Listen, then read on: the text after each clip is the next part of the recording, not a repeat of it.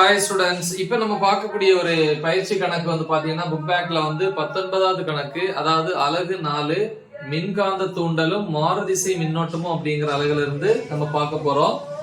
19வது கணக்கு புக் பேக்ல என்ன அப்படிங்கறத பார்ப்போம்.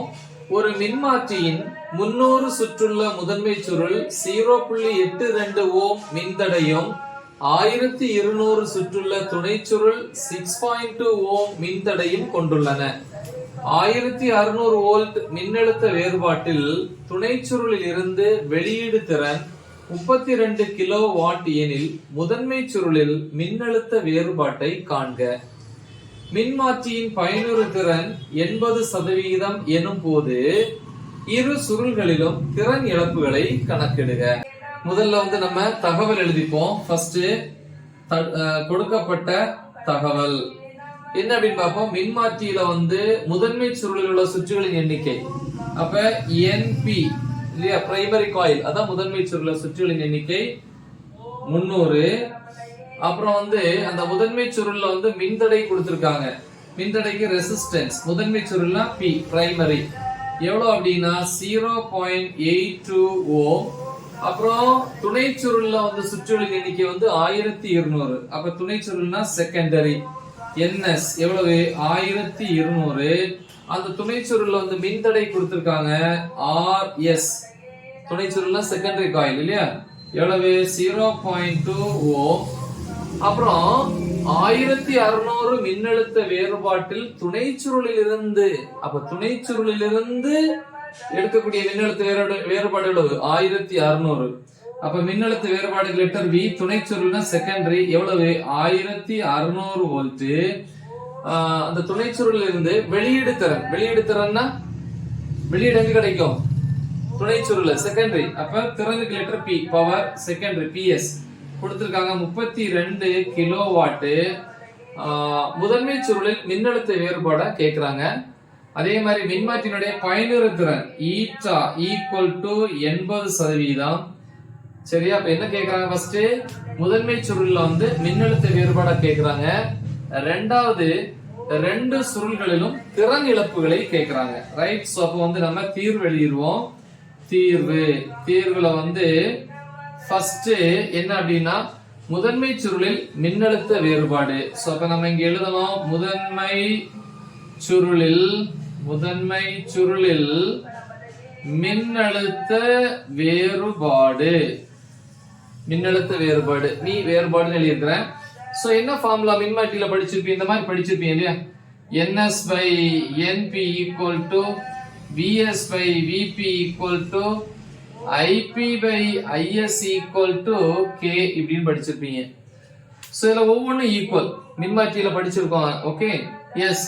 சோ அப்ப நமக்கு NSC NB கொடுத்திருக்காங்க. அப்ப NSC NB கொடுத்திருக்காங்க, VS கொடுத்திருக்காங்க. அப்ப இந்த ஃபார்முலாவை எடுத்தோம் அப்படின்னா VP ஈஸியா கண்டுபிடிச்சிடலாம். கரெக்டா? அப்ப நமக்கு தெரியும் NS by NP equal to VS by VP. அப்ப என்னது NS by NP equal to VS by VP. நமக்கு தேவை VP, முதன்மை சுருளில வந்து மின்னழுத்த வேறுபாடு. அப்ப இது இந்த பக்கம் எடுத்துட்டீங்கன்னா VP equal to மாறிடும்.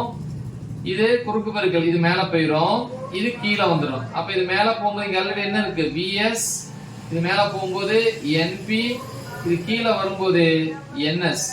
இதுதான் வந்து நமக்கு தேவையான ஃபார்முலா.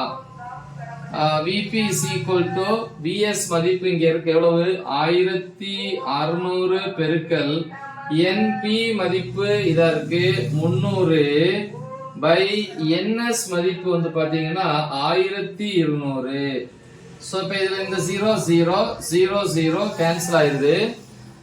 அப்ப VP is equal to 12ல வந்து பாத்தீங்கன்னா 4 வந்து 3 தடவை இருக்கு, இது 4 தடவை இருக்கு, 4 4 16.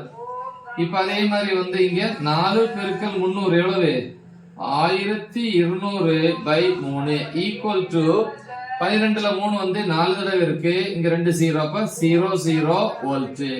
சோ இதுதான் வந்து முதன்மை சுருள்ல வந்து மின்னழுத்த வேறுபாடு 400 வோல்ட். சரி, இனி என்ன கண்டுபிடிக்கணும் அப்படின்னா இரண்டு சுருள்களிலேயும் திறன் இழப்பு. திறன் இழப்புக்கு என்ன ஃபார்முலா படிச்சிருப்போம், P is equal to I square R. அப்ப இரண்டு சுருள் வரும்போது முதன்மை சுருள் எடுத்துக்கணும், துணை சுருள் எடுத்துக்கணும். முதன்மை சுருள் வரும்போது இங்க பிரைமரி P அப்படின்னு வரும், துணை சுருள்னா IS R2 RS வரும். அப்ப நம்ம RPயும் RSம் கொடுத்திருக்காங்க, ஆனா IPயும் ISம் கண்டுபிடிக்கணும். அதான் நம்ம முதல் நோக்கம். கரெக்டா? அப்ப முதல்ல அதுக்கு வந்துடும். ரெண்டாவது வந்து IP அல்லது IS எது வேணாலும் கண்டுபிடிச்சுக்கலாம் இல்லையா? இப்ப நமக்கு தெரிஞ்ச மதிப்பு பாருங்க, PS தெரியும். PS வெளியீடு திறன். பொதுவா இது இருக்கட்டும். திறனுக்கு என்ன formula? P is equal to VI. வெளியீடு திறன்னா செகண்டரி S. இப்ப PS கொடுத்திருக்காங்க, VS கொடுத்திருக்காங்க. அப்ப இந்த ஃபார்முலா யூஸ் பண்ணி என்ன பண்ணலாம்? IS கண்டுபிடிக்கலாமா? துணை சுருளில் மின்னோட்டம். அப்ப அதை எழுதிக்கலாம். துணை சுருளில் மின்னோட்டம். சோ அப்ப துணை சுருள் மின்னோட்டத்துக்கு என்ன ஃபார்முலா எழுதிக்கலாம்? அதான் இருக்குல்ல, PS equal to VS IS. இதுல இருந்து IS equal to அங்க வச்சுக்கோங்க, இது கீழ வந்துருனா PS by VS. அப்ப IS equal to PS மதிப்பு பாத்தீங்கன்னா 32 கிலோவாட். 32 கிலோன்னு 10⁻³ கிலோ by VS மதிப்பு இங்க இருக்கு எவ்வளவு? 1600. அப்ப IS equal to இது எப்படி எழுதலாம்? 32 பெருக்கல் 10⁻³ இங்க 2 0 இருக்கா? இது 2 0னா 10⁻², மேல போகும்போது 10⁻⁻2 இல்ல கீழே கூட வச்சுக்கலாம், கேன்சல் பண்ண ஈஸியா இருக்கும். பை 16 பெருக்கல் 10⁻². இந்த 16 32ல 2 தடவை இருக்கு. கரெக்டா? அப்ப IS equal to 2. இங்க 10⁻³ இது 10⁻², கேன்சல் ஆச்சுன்னா மீதி 1 இருக்கும். அப்ப 2 பெருக்கல் 10 எவ்வளவு? 20 ஆம்பியர். IS கிடைச்சிட்டு. இதே மாதிரி IPயும் கண்டுபிடிக்கணும் இல்லையா? மூணாவது முதன்மை சுருளில் மின்னோட்டம். முதன்மை சுருளில் என்னது? மின்னோட்டம். என்ன ஃபார்முலா படிச்சுக்கலாம்? ஃபார்முலா வந்து இதோட எடுத்துக்கலாம். இப்ப IS தெரியும், கரெக்டா? எஸ். நம்ம இதை பயன்படுத்தணும். இங்க ஒரு தகவல் கொடுத்திருக்காங்க இல்லையா? பயனுறு திறன். பயனுறு திறனுக்கு வந்து ஃபார்முலா என்ன? பயனுறு திறன் சமம் வெளியீடு திறன் பை உள்ளீடு திறன். வெளியீடு திறன்னா PS செகண்டரி, உள்ளீடு திறன்னா பிரைமரி PP. ஆனா பிரைமரிக்கு வந்து இப்படி போடலாம் பாருங்க, வெளியீடு திறன் பை உள்ளீடு திறன். வெளியீடு திறனுக்கு தான் வந்து இங்கிலீஷ்ல நம்ம வந்து லெட்டர் பாருங்க PS ன்னு போட்டிருக்கோம். அப்ப அது டைரக்டா PS ன்னு போட்டுக்கலாம். உள்ளீடு திறன், திறனுக்குனாலே ஃபார்முலா V into I. உள்ளீடுங்கும் போது PP இப்படி போட்டுக்கலாம். கரெக்டா? இப்ப இந்த ஈட்டா கொடுத்திருக்காங்களா? PS தெரியுமா? VP கொடுத்திருக்காங்க. அப்ப IP ஈஸி என்ன பண்ணிரலாம்? கண்டுபிடிச்சுக்கலாம். கரெக்டா? எஸ். சோ அப்ப இதுல இருந்து நம்ம கண்டுபிடிச்சுப்போம். IP equal to இந்த ஃபார்முலா எழுதிக்கிறேன். Eta is equal to PS by VP IP. இதுல இந்த IP மேல கொண்டு போங்க. IP equal to இது மேல போயிடுச்சுன்னா ஈட்டா வந்து கீழே வந்துடும். அப்ப PS by eta VP equal to PS மதிப்பு இங்க இருக்கு 32 கிலோவாட். 32 பெருக்கல் 10⁻³ பை ஈட்டா. ஈட்டாங்கிறது வந்து எவ்வளவு? 80%. 80%னா 100க்கு 80. அப்ப 80 by 100 பெருக்கல் VP. VP தான் கண்டுபிடிச்சு வச்சிருக்கோம். எவ்வளவு? 400. இப்ப இந்த 2 0 கேன்சல் ஆயிரும். சோ இப்ப நம்ம இத அழிச்சுக்கலாம், இது தேவையில்லை. சோ இப்ப IP is equal to இங்க என்ன இருக்கு? 32 பெருக்கல் 10⁻³ பை இங்க 80 இருக்கா? கரெக்டா? 80 இங்க ஒரு 4. 8 பெருக்கல் 4 எவ்வளவு? 32 பெருக்கல் இங்க ஒரு 10 இருக்கு. 10னா 10⁻1. இப்ப இது கேன்சல் ஆனா 1 கிடைக்கும். ஈக்குவல் டு இங்க 10⁻3 இங்க 10⁻1 மேல வரும்போது 10⁻⁻1. அப்ப 10⁻3 பெருக்கல் 10⁻⁻1 ஈக்குவல் டு 10⁻2. அப்ப IP ஈக்குவல் டு 10⁻2னா 100 ஆம்பியர் கிடைச்சிட்டு. இனி நமக்கு வந்து நாலாவது வந்து என்ன கண்டுபிடிக்கிறோம்? 2 சுருள்களையும் திறன் இழப்பு. அப்ப முதல்ல முதன்மை சுருள் இல்லையா? அப்ப முதன்மை சுருளில் திறன் இழப்பு is equal to ஃபார்ம் என்னது I ஸ்கொயர் R. முதன்மைனா இங்க P எங்க லெட்டர் யூஸ் பண்ணிக்கணும். is equal to IP எவ்வளவு இதா இருக்கு 100 square.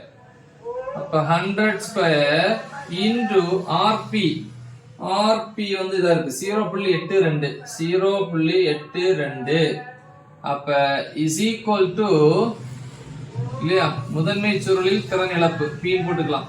yes is equal to 100 ஸ்கொயர்னா 100 பெருக்கல் 100 பெருக்கல் 0.82 ஈக்குவல் டு 100 பெருக்கல் 0.82 எவ்வளவு? இந்த 100 எதால பெருக்கிறீங்க 82. இந்த 100 சேர்க்கும் போது into 10^2 எழுதலாம். கரெக்டா? சோ இத எப்படி எழுதலாம்? 8.2 போட்டா ஒரு 10 கூட சேர்ந்து வரும்போது 10^3 எழுதலாம். அப்ப திறன் இழப்பு P is equal to 8.2 10^3 னா கிலோவாட் இப்படின்னு எழுதலாம். சரி, அடுத்த ஐந்தாவது துணை சுருளில் திறன் இழப்பு இல்லையா துணை சுருள் அப்படின்னு வரும்போது இது முதன்மை சுருள் பிரைமரி, இது செகண்டரி துணை சுருள். கரெக்டா? போராட்டம் ஒண்ணு இல்ல, வேர்டிங்ஸ் எழுதி இருக்குது இல்லையா? ஈக்குவல் டு ஃபார்முலா என்ன? பொதுவான ஃபார்முலா திறன் இழப்புக்கு I ஸ்கொயர் R, துணை சுருள் வரும்போது செகண்டரி போட்டுக்கணும். ஈக்குவல் டு IS எவ்வளவு 20. அப்ப ஸ்கொயர் பண்ணா 20 ஸ்கொயர் பெருக்கல் RS மதிப்பு 6.2. அப்ப ஈக்குவல் டு 20 ஸ்கொயர்னா 20 பெருக்கல் 20 எவ்வளவு? 400 பெருக்கல் 6.2 ஈக்குவல் டு இதுல ஒரு 0 இங்க கூட சேர்த்தா 62 ஆச்சு. பெருக்கல் இங்க அப்ப ஒரு 0 சேர்க்கும் போது 62 ஆச்சு, புள்ளி போயிடுச்சு. இனி 40 இருக்கு.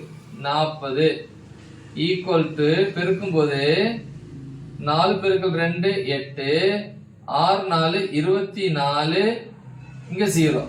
இப்ப இத வந்து கிலோல எழுதலாம். எப்படி எழுதலாம்? ஈக்குவல் டு 3 பாயிண்ட் தள்ளி வச்சீங்கன்னா 2.48 into 10^3. அப்ப is equal to 2.48 கிலோவாட் இப்படின்னு கிடைக்கும். இவ்வளவுதான். சோ ரொம்ப சிம்பிள், ஆனா ரொம்ப முக்கியமான ஒரு கணக்கு. நல்ல தெளிவா பிராக்டிஸ் பண்ணுங்க. மறக்காம இதை உங்க ஃப்ரெண்ட்ஸுக்கு ஷேர் பண்ணுங்க. All the best. தேங்க்யூ.